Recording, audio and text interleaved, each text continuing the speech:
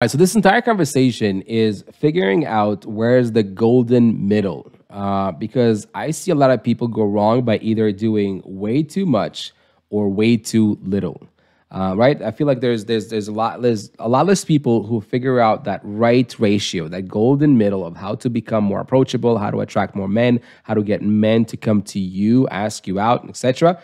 Than people who are doing either way too much or people who are doing way too little. So let me define first what's way too much, what's way too little, and then really give you the proven method. What's the golden ratio? What's the golden kind of middle of how you want to make yourself more approachable, and get more guys to actually come to you, ask you out on dates, and all of these things. So let's talk about too much at the beginning. I know that we're in 2024. So many people talk about equality, and I'm all for it in a lot of ways. But we're not the same, men and women. And biologically, we're not the same, and we haven't been designed, especially when it comes to the approach. Right? Yes, men like it. All right. If you approach a man and you say, "Hey, you're cute. Are you single? Do you want to go on a date sometime?" or any variation of what I just said, men, generally speaking, 99.99% of the time are going to say that, yes, they enjoy that. They like that. Who doesn't? That's very, it's who doesn't like that? First of all, you made my job super easy. But second of all, it's very flattering. You know what I mean? To a point where a woman, because we don't get that as often or even close to as often as women do.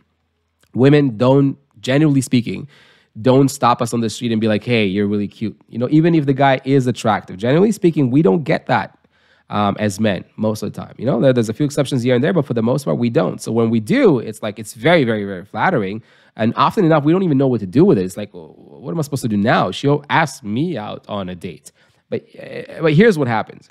It's beyond the fact that, yes, men do like that, but we don't realize, however, men don't realize that, women don't realize it changes the entire dating dynamic, right? Because I hear that so many times from some of my clients. It started off fine. You know what I mean? I didn't mind to take initiative, women clients tell me that I didn't mind to take the initiative at the beginning. So I told him that I really liked him, and I said that he's really cute, and asked him out on a date, and we went on a date, and it was great, and then I asked him on a second date or whatever. But eventually, she's like, I want to see him, make some effort, and he doesn't, So it makes me feel like he's not that interested or whatever. Like, how do I get him now to start pursuing me? And I said, well, most of the time it's too late, because you created a very specific dating dynamic by doing too much at the beginning. So if you come up with a guy, let's say, the normal process for a man is they see a woman that they are potentially be interested in, they're attracted to her physically, and then it's like they have to find the courage to approach her, to start a conversation, to try to make her laugh, try to what I mean, and then hopefully then again get the courage, ask her on a date, then plan a date, then take her out on the date, try to impress her, and again make her laugh, and all of these things, and eventually what I mean, we will get some sort of a feedback and be like, oh, I think she likes us back. That's the normal kind of healthy dating dynamic that we as men have been accustomed to for forever, right? So when we kind of get a very different approach, when it's like you already tell us that you're interested by asking us out, or by telling us that we're attractive, or asking us if we're single, like, hi, are you single? Like, we already know. It's like, oh, she's already interested. So what we do, we're like, oh, okay, I'm just going to sit back now, and I'm going to let her pursue me. That feels really good, and I don't feel like I need to do anything, because she already told me that, normally I would have to do all this work to get to that point, but she saved me all this time, and we're already there. So then it creates a dynamic when you as the woman become the pursuer, and he as the man becomes the pursuee. And again, maybe in the short run, in the short term, the first date or two, you're going to be fine with that as a woman. But eventually, you're going to want him to put some effort to pursue you, to, you know what I mean? But he doesn't need or doesn't see the need to do that, because he already feels like he's gotten you. He's gotten you before you even said hi. You know what I mean? Like, you just admitted to him that you are interested right from the beginning. He doesn't feel the need to pursue you or do anything, really. So he's not going to be texting you first, not going to be calling you first. He's going to allow you to do that. He's going to allow you to come up with the dates and the ideas and all of these things. And to be honest with you, and that sucks to admit to ourselves sometimes, but you have created that dynamic by pursuing him too directly, too strongly at the beginning. So that's what doing too much. And that's why you don't want to do too much. That's why I don't believe in the, hey, just Why not? It's 2024. We're all the same. It's equality. Just approach a guy. I don't believe that. I don't believe that's a good idea at all. Now, you don't want to do too little either. And this is something that's like the opposite side of that coin is when women do way too little.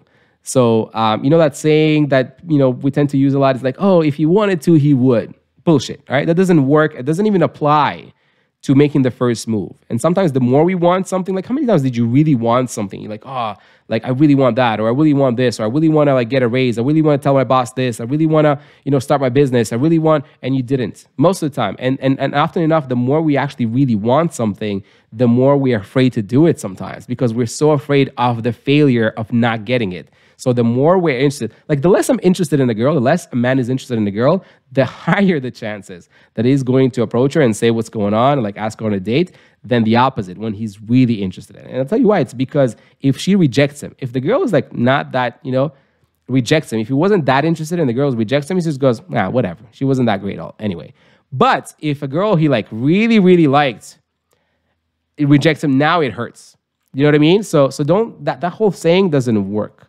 Right? If you wanted to, he would, does not apply to making the first move. If you've been dating for a little while and like, you know what I mean? Now, if he wants to call you, he will call you. If he doesn't, then he doesn't want to. Do you know what I mean? But at the beginning, it doesn't apply. And often enough, it actually is the opposite of that. So don't get it twisted to that. So doing too little is when you are just like, oh, I don't have to do anything. If you wanted to, he really would. And some women just like, oh, I gave him that look.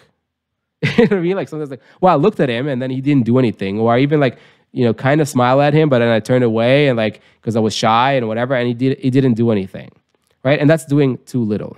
So again, doing too much, being very direct and aggressive, doing too little, being very kind of under the radar and hoping that he will catch your drift, that hoping he will catch the hint. And then he doesn't, and you're like, oh, but he didn't want to anyway. That's not true. He might have really, really want to. I know you might have really been interested, but he has the fear of rejection just like you do. And he was scared to get rejected, so he didn't approach you. So there's a healthy middle there.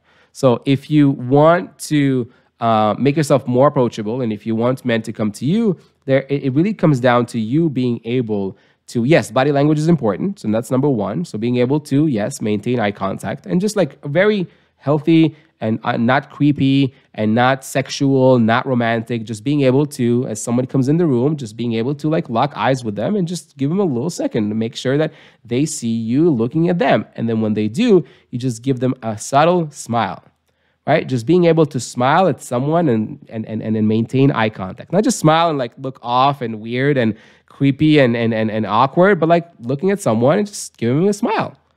That's it for a second, right?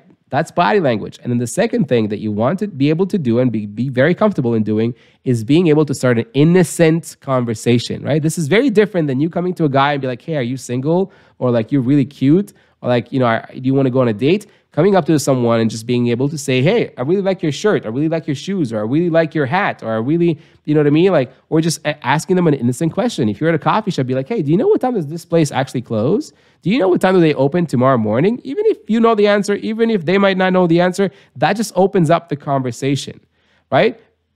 Again, just being able to start a very innocent, asking someone for directions on the street, asking someone whether or not where something is, asking someone at the gym for advice or help or whatever the context of the situation may be, right? You might be at the coffee shop and you can just literally be like, I really don't know what I'm getting tonight. What are you getting? And then they can be like, oh, I'm getting da da da da. And you're like, is it good? And they can say, yeah, I'm like, you know what? I'm going to try that. And that just gives them enough. Now, at this point, if they're interested in pursuing this further, if there is an interest on their behalf as well, they're going to go ahead and continue and maintain and match that energy. If they don't, they don't. But at least you didn't put yourself in a position where you were like, you're cute, and he just goes, I'm not interested, or I have a girlfriend, and then you're crushed, right? You're not crushed if you just told someone that you have nice shoes or they have a nice shirt and they go, thank you. And they go about their day because they might not be interested. But at least you don't feel at this point like so rejected and turned down, right? Which is, again, such a huge, great point for both of you because it's easy to walk away from that situation than from a situation where you are literally just telling someone that you would like to see them on a date. So by doing that, just maintaining eye contact, being able to smile to someone directly already is going to that's 60% of the job. And then the other 40 is just being able to just say a couple of simple things, a couple of words, Make sure that it's innocent. Cannot be romantic. It cannot be sexual. It cannot be, any sort of straight indicator of your romantic interest in them. It should be as friendly and as non-romantic as possible, right? It's not like, oh, I really like your shirt. You're so sexy. You go to the gym. None of that. If you have like a Mickey Mouse shirt and like literally that's when you go and say, hey, I really like your shirt. It's funny.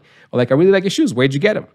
Right? If you're at a running club or like whatever, something that's obviously has to do with whatever the situation, right? And again, this is something I work a lot with my clients when we discuss specific situations, and then we create specific examples to these situations, just like arm them with enough of these very simple, and you're going to be very surprised just by creating more of these opportunities. You're going to be very surprised of how many men out there who are really wanted to and would love to have spoken to you and taken you out on a date, but don't do that because they have the fear of rejection. Most of the time, right? All of these guys, when we say like, oh, if he wanted to, he would. Like all of these guys that just go, like the guy who like approached you at the bar, that's like 10% of the male population. These guys, most of the time, you don't want to go on a date with them anyways, because that's the percentage of men who just go, you know what I mean, without any discrimination and approach every single girl at the bar that night. That's usually the same guy. That's usually not the guy that you want a relationship with, that you want something long-term with, and probably doesn't want something long-term with you. He's asking you out because he's asking everyone out. You know what I mean? Like, so there are plenty of men out there who might be in your, vicinity, who might be around you, whether guys you go to the gym with, guys you see at class, guys you see at work, guys you see at the restaurant, at the grocery store, whatever, that could be great potential, relationships, but you're just, again, either doing too little or doing way too much and are just wasting these opportunities. Hopefully this video helps, and I'll see you guys in the next one.